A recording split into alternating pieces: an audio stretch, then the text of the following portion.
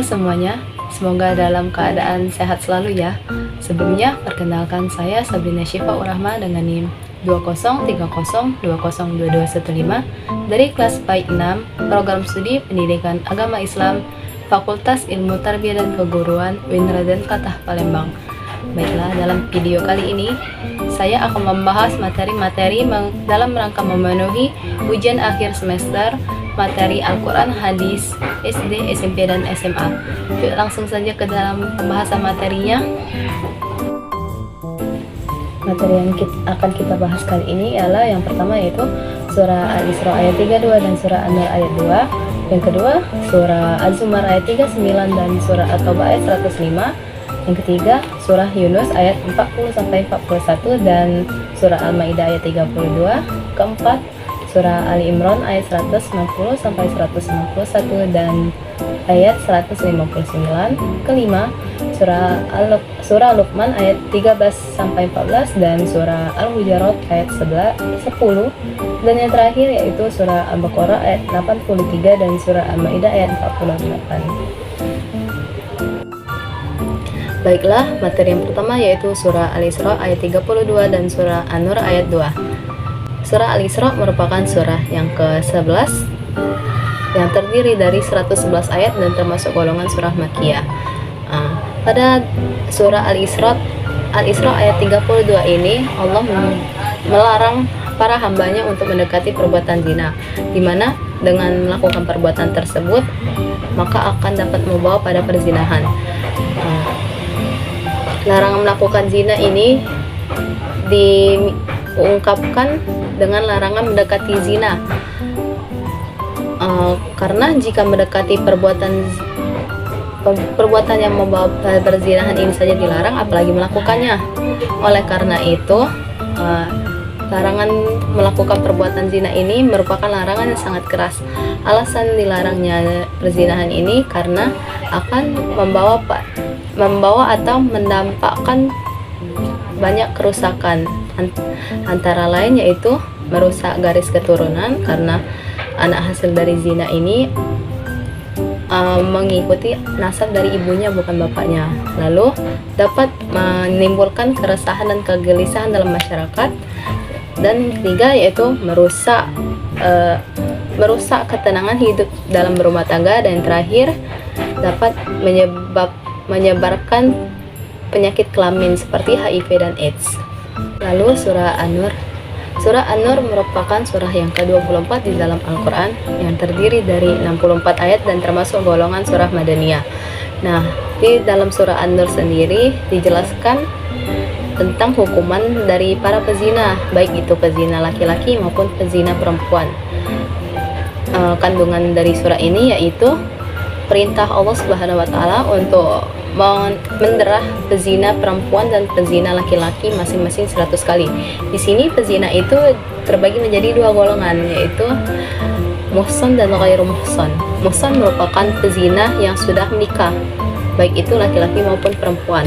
Adapun hukumannya yaitu diderah 100 kali, yaitu atau dicambuk dan dirajam atau dilempari batu hingga meninggal. Lalu golongan kedua yaitu ghairu muhsan. Ghairu muhsan merupakan pezina yang belum menikah. Adapun hukumannya yaitu didera 100 kali dan diasingkan selama 1 tahun. Lalu kandungan yang berikutnya yaitu orang yang beriman dilarang berbelas kasih kepada kedua pezina tersebut untuk melaksanakan hukuman dari Allah. Dan yang terakhir yaitu pelaksanaan hukuman untuk pezina tersebut disaksikan oleh sebagian orang-orang yang beriman. Selanjutnya materi yang kedua yaitu surah Az-Zumar ayat 39 dan surah At-Taubah ayat 105. Surah Az-Zumar. Surah Az-Zumar ini merupakan surah yang ke-39 di dalam Al-Quran yang terdiri dari 75 ayat dan termasuk golongan surah Makkiyah.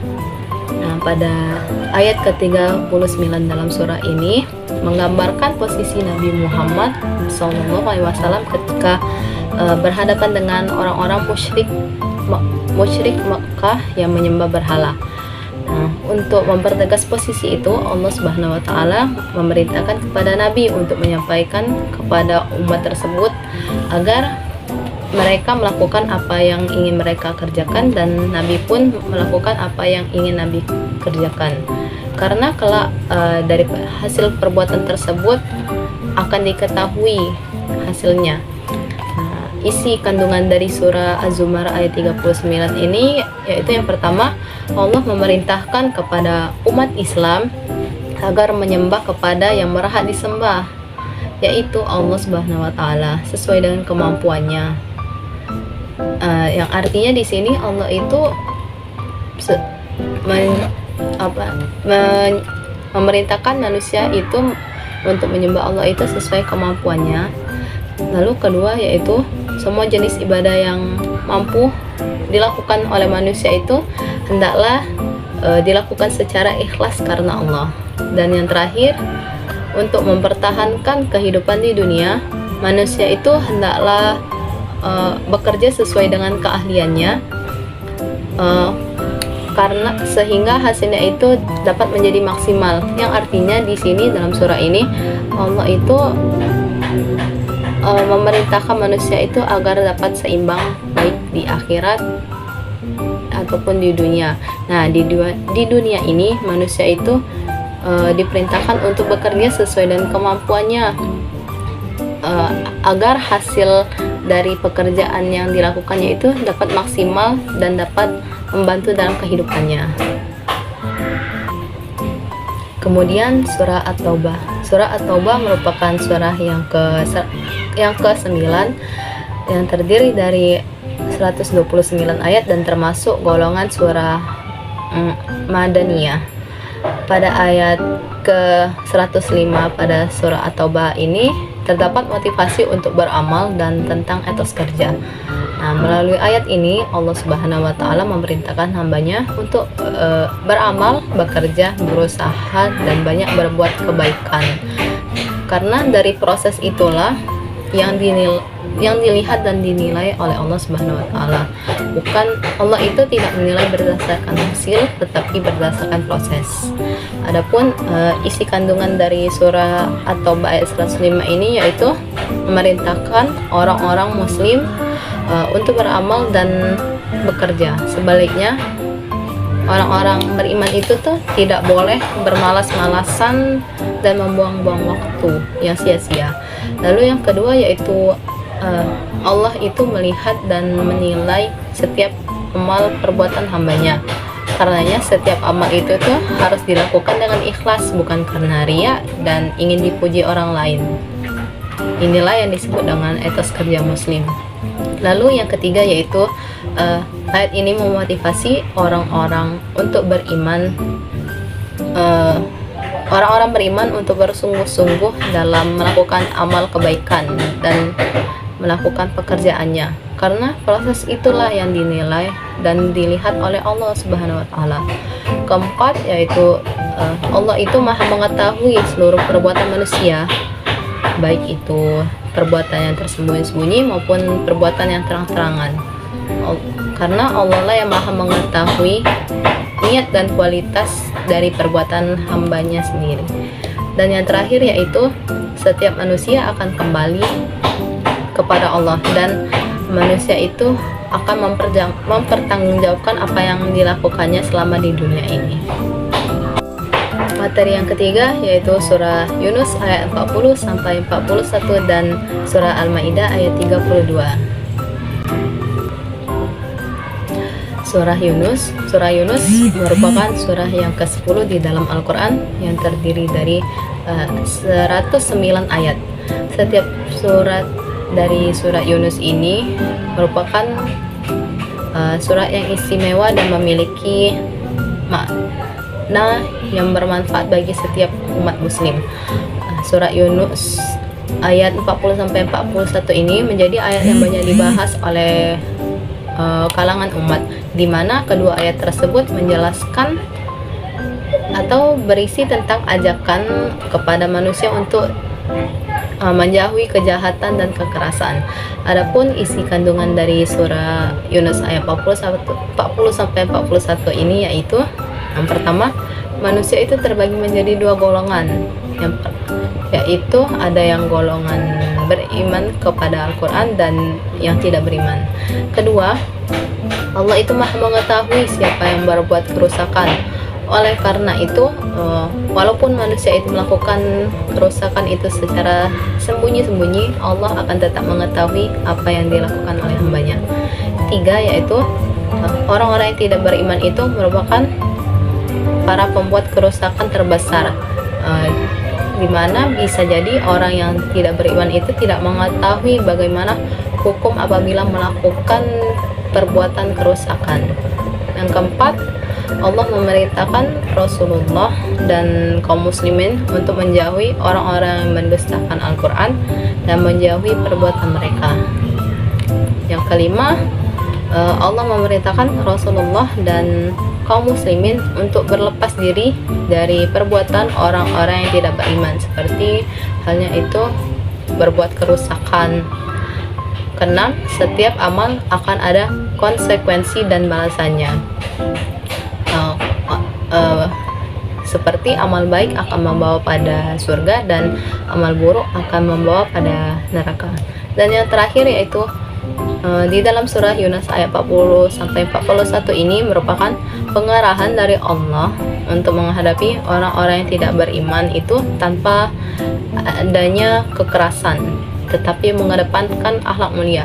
Misalnya ada orang-orang yang tidak beriman yang melakukan penghinaan. Nah, di situ kaum muslimin harusnya tidak melakukan atau membalasnya dengan kekerasan, akan tetapi dapat menasehatinya dengan baik-baik, karena Allah itu memerintahkan manusia, khususnya umat muslim, untuk selalu mengedepankan akhlak mulia. Lalu yaitu surah Al-Maidah. Surah Al-Maidah merupakan surah yang kelima dan termasuk golongan surah Madaniyah.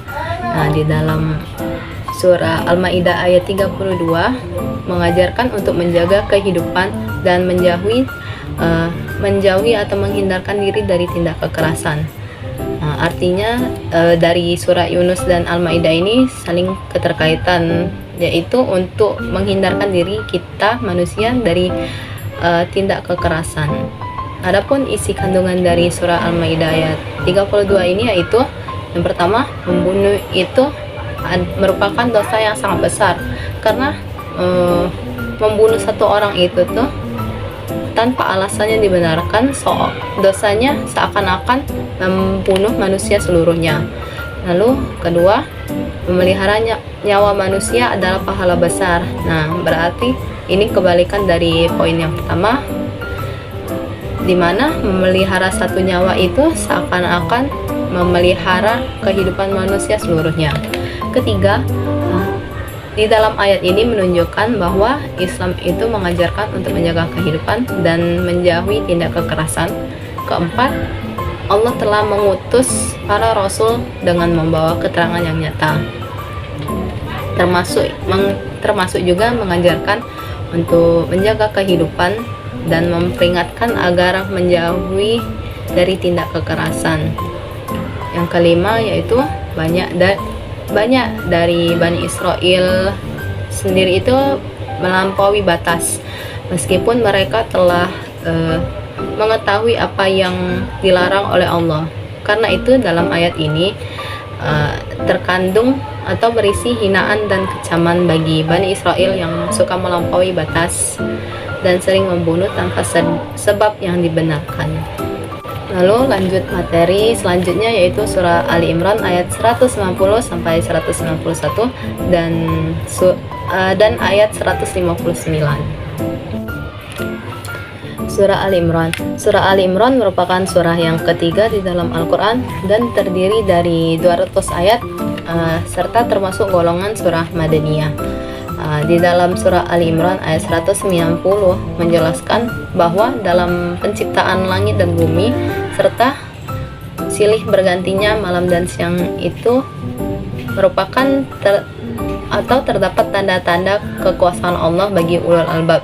Nah, yang dimana artinya dalam semua penciptaan Allah itu merupakan tanda-tanda kekuasaan Allah yang dapat diketahui oleh ulul albab, yaitu orang-orang yang berpikir berakal, yang mau memperhatikan alam, serta orang-orang yang berpikir kritis, yang dijelaskan pada ayat berikutnya, yaitu ayat 191. Adapun isi kandungan dari surah Ali Imran ayat 190 sampai 191 ini, yaitu pertama, penciptaan langit dan bumi serta pergantian malam dan siang ini merupakan tanda kekuasaan Allah. Kedua, tanda kekuasaan Allah di alam semesta ini hanya diketahui oleh ulul albab, yaitu orang-orang yang berakal dan mau berpikir. Ketiga, ulul albab merupakan orang yang berzikir dan berpikir. Ia itu selalu ingat kepada Allah dalam segala situasi dan kondisi, dan ia juga mempergunakan akalnya untuk memikirkan terhadap penciptaan alam semesta ini. Keempat, tafakur atau berpikir yang benar itu akan mengantarkan pada kesimpulan bahwa Allah itu menciptakan segala sesuatu tanpa ada yang sia-sia, yang artinya semua benar dan semua bermanfaat. Dan yang terakhir, tafakur atau berpikir yang benar itu juga akan mengantarkan kepada manusia untuk semakin dekat kepada Allah dan memperbanyak doa kepadanya. Selanjutnya pada ayat 159 dalam surah Ali Imran ini menjelaskan tentang sikap sabar, lemah lembut, rasa rahmat, belas kasihan, dan cinta kasih Rasulullah SAW dalam memimpin. Adapun isi kandungan pada ayat ini, yaitu yang pertama, Rasulullah itu memiliki sifat lemah lembut, di mana sifat itu disebabkan dari rahmat Allah Subhanahu wa Ta'ala. Kedua, manusia menyukai pribadi yang lemah lembut. Sebaliknya, manusia itu membenci kata-kata kasar dan sikap keras hati. Oleh karena itu, manusia pasti akan menjauh dari orang-orang yang suka berkata kasar dan memiliki sikap keras hati. Ketiga, Rasulullah itu memiliki sifat atau hal yang agung, diantaranya pemaaf, suka bermusyawarah, dan tawakal. Keempat, Allah Subhanahu wa Ta'ala memerintahkan agar hambanya memaafkan orang lain dan mengutamakan musyawarah dalam mengambil keputusan. Kelima, ketika musyawarah telah menghasilkan keputusan, maka harus dilaksanakan dengan dilandasi tawakal kepada Allah Subhanahu wa Ta'ala. Artinya di sini apabila telah diputuskan suatu keputusan, maka manusia yang ada di dalam musyawarah itu harus berlapang dada dalam menerimanya dan tetap bertawakal kepada Allah. Mungkin itu yang merupakan pilihan yang terbaik yang diberikan oleh Allah Subhanahu wa Ta'ala, karena Allah itu menyukai orang-orang yang bertawakal kepadanya. Lalu materi yang kelima, yaitu surah Luqman ayat 13-14 dan surah Al-Hujurat ayat 10.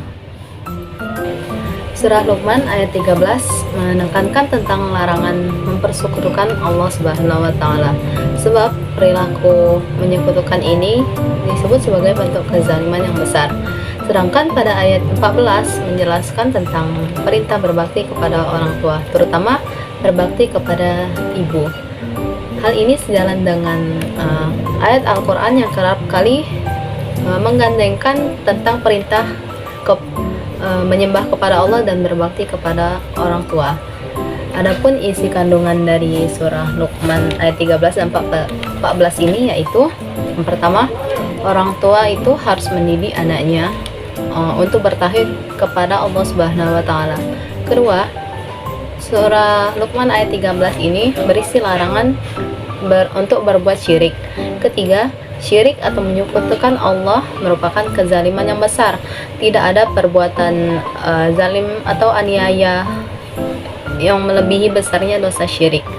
Keempat, pada ayat ke-14 berisikan tentang perintah birrul walidain atau berbakti kepada kedua orang tua. Kelima, manusia itu wajib bersyukur kepada Allah dan berterima kasih kepada kedua orang tua. Nah, untuk berterima kasih kepada orang tua ini tidak hanya berdasarkan materi saja, tetapi dapat atau dalam bentuk perbuatan atau akhlak yang mulia. Dan yang terakhir yaitu ayat ini mengingatkan bahwa semua manusia itu akan kembali kepada Allah untuk mempertanggungjawabkan perbuatannya yang ada di dunia. Oleh karena itu manusia itu harus baik-baik mungkin melakukan perbuatan yang baik-baik pula, agar ketika pada masa pertanggungjawaban akan memiliki amal yang baik pula. Selanjutnya surah Al-Hujurat surah Al-Hujurat. Surah Al-Hujurat merupakan surah yang ke-49 yang terdiri dari 18 ayat dan termasuk golongan surah Madaniyah. Nah, di dalam surah Al-Hujurat ayat 10 ini menjelaskan bahwa sesungguhnya semua orang-orang mukmin itu saudara, layaknya hubungan persaudaraan dalam nasab. Hal ini dikarenakan sama-sama menganut unsur keimanan yang sama dan kekal di dalam surga. Adapun isi kandungan dari surah Al-Hujurat ayat 10 ini yaitu yang pertama, orang-orang mukmin meskipun bukan saudara kandung, mereka itu terikat dengan persaudaraan iman, yaitu ukhuwah imaniyah, bagaikan saudara sekandung, bahkan ikatannya itu lebih kuat lagi. Kedua, ketika ada orang-orang mukmin yang berselisih atau bertikai, kewajiban bagi mukmin lainnya itu untuk mendamaikan mereka, terutama bagi pemimpin kaum muslimin. Mereka itulah yang paling wajib dalam melerai pertikaian tersebut. Ketiga, pertikaian itu bisa terjadi di antara dua orang. Nah, oleh karena itu walaupun yang bertikai itu hanya dua orang, wajib bagi mukmin lainnya itu untuk mendamaikan mereka. Keempat, orang-orang mukmin harus menjadikan takwa sebagai landasan dalam seluruh amal dan aktivitasnya, termasuk dalam mendamaikan orang-orang yang sedang bertikai. Karena dengan takwa, orang yang mendamaikan tersebut bisa adil dan tidak diskriminatif atau membeda-bedakan. Dengan takwa juga akan memperoleh rahmat dari Allah Subhanahu wa taala. Dan yang terakhir yaitu ayat ini mengisyaratkan persatuan dan kesatuan dalam akan melahirkan rahmat bagi kaum mukminin. Sebaliknya, pertikaian perpecahan itu akan menjauhkan kita dari rahmat Allah Subhanahu wa taala. Dan materi terakhir yaitu surah Al-Baqarah ayat 83 dan surah Al-Maidah ayat 48. Surah Al-Baqarah. Surah Al-Baqarah merupakan surat yang kedua di dalam Al-Quran yang terdiri dari 286 ayat dan termasuk golongan surah Madaniyah. Surah Al-Baqarah ayat 83 adalah ayat yang mengajarkan untuk berbuat baik kepada manusia dan perjanjian Bani Israel untuk bertauhid kepada Allah Subhanahu wa taala.